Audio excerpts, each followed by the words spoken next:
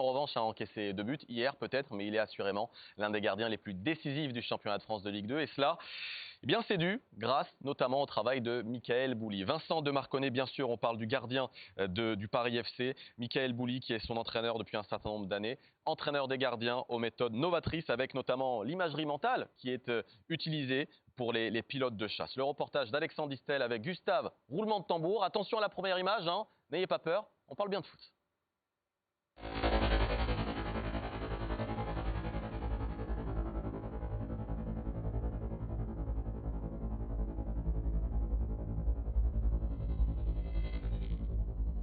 Il est 17h, je pense qu'il est 17h30. Donc là, on va faire un entraînement nocturne, on appelle ça. En plus, il y a les conditions climatiques qui sont au rendez-vous, donc il pleut. Donc ça va être une vigilance extrême. Ouais, prends ma classe, c'est pour... Ok. Oui. Au Paris FC, Michael Bouly repousse toujours les limites de son imagination. Didier Després, arrivé au mercato d'hiver, n'en revient pas. Oui Didier, bien rattrapé. En fait, à 18h, tu te dis pas je vais jouer dans le noir en fait. Mais après, quand il te dit ouais, dans le noir, tu te dis non, c'est une blague. Au début, je croyais qu'il me chambrait pour me dire que je vienne et que je reste dans le vestiaire à attendre. Avec cet exercice, Michael Bouly s'adapte au huis clos permanent. Une nouvelle donne qui mobilise plus que jamais un nouveau sens, l'ouïe. Par rapport au Covid, il y a un truc qui est hyper important, c'est le bruit du ballon. Il s'avère que quand on joue en championnat, les stades sont vides. Et aujourd'hui, c'est ce que je leur dis, le bruit du ballon, c'est le départ de l'action. Et c'est ça qui est intéressant. Voilà, bien joué sur la prise d'info. On change de là-bas. Quand vous voulez.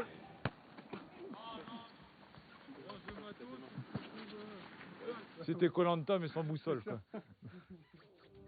Direction la salle de presse pour une nouvelle séance surprenante. Alors, il faudrait m'éteindre la lumière. Si je fais ça, est-ce que tu arrives à retrouver l'image?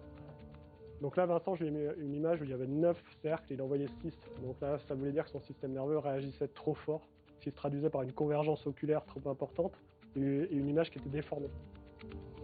Tout est fait pour optimiser la performance. Ici, ils utilisent une machine pour un exercice neurosensoriel. L'objectif, réajuster l'activité neuronale. Vincent avait un petit souci dans le bilan, c'est qu'il avait ce qu'on appelle des inhibitions. C'est-à-dire que quand je lui montrais une image, son système nerveux coupait souvent l'information et il ne voyait plus l'image. Donc ça veut dire que sur un terrain, il se produit les mêmes choses.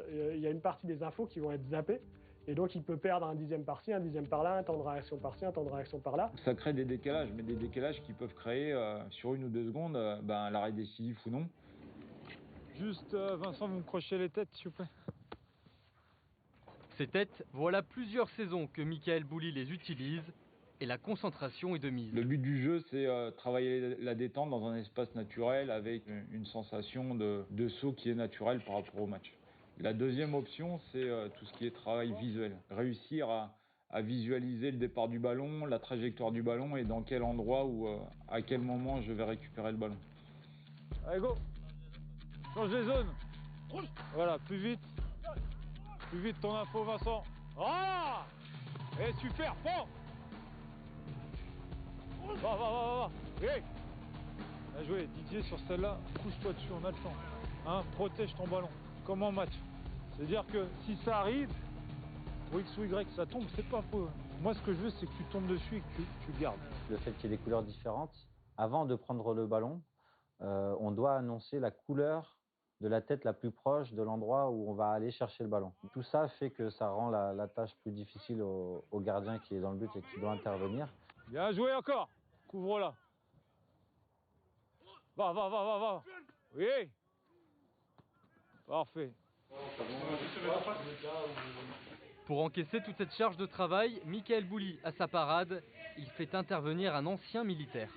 Donc ce qui est important là quand vous faites les échauffements, etc., c'est la récupération. Et là, on va pouvoir profiter de faire de la récup, mais sur le versant mental. On va utiliser quoi d'après vous? Comment on va s'y prendre? Qu'est-ce que vous faites déjà?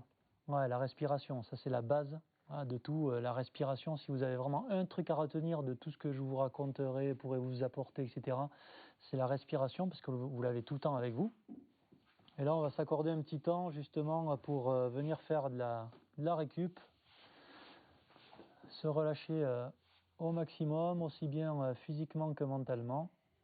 On travaille aussi là-dessus, sur le fait d'être vraiment dans sa bulle, avec cet objectif de pouvoir récupérer au maximum.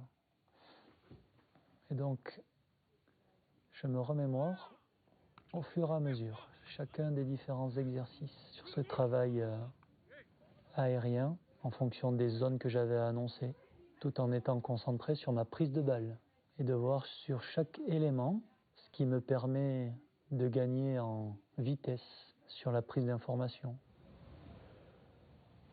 La séance qu'on a fait ce soir a été basée sur un sas de décompression, un retour sur l'entraînement avec les consignes et qui s'est passé pour revisualiser l'entraînement et surtout pour leur faire prendre conscience que l'imagerie mentale est hyper puissante dans l'entraînement. Là, on est venu remettre une petite touche hors entraînement, parce que l'entraînement, c'était le vécu. Là, on revient mettre une petite touche cognitive pour refaire un petit ancrage, pour réamorcer ces informations-là. Ce qui fait que là, dans votre nuit, les informations vont être traitées par votre cerveau. Elles vont être rangées, classifiées, améliorées. Ce qui fait que vous allez gagner en connexion pour la prochaine réalisation sur entraînement. Mais concrètement, ça se traduit comment sur le terrain? Contre Ajaccio, par exemple, Vincent de Marconnet a su vite analyser la situation. C'est de la lecture simple et pure de l'action de jeu. C'est-à-dire qu'il y a un centre qui vient du côté droit, et au moment où il centre, il prend la décision d'aller chercher le ballon qui est à peu près entre le point de pénalty et les 20 mètres, je crois. Il voit au dernier moment qu'il ne peut pas intercepter. Donc il ne va pas au bout de l'erreur. Donc il s'arrête. Et au moment où il s'arrête, ça laisse l'opportunité aux défenseurs de revenir défendre. Et donc j'avais trouvé cette situation hyper intéressante, pas dans l'arrêt final, mais dans la mémorisation et dans l'enchaînement de prise d'information qu'il y avait. Vincent de Marconnet détient un record. Avec 72% de tirs arrêtés depuis 2015, il est le gardien le plus performant de Ligue 2 sur les 6 dernières saisons. Et la méthode Mickaël Bouli n'y est sûrement pas étrangère. Encore un superbe reportage Inside. Merci beaucoup à Mickaël Bouli de nous avoir ouvert les portes du Paris FC. On connaît un petit peu mieux maintenant les techniques de l'entraîneur des gardiens du Paris FC grâce à Alexandre Distel et Gustave Tambour.